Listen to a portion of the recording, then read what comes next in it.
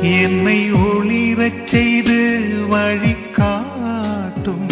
புது வலுவூட்டி என்னை தேற்றும்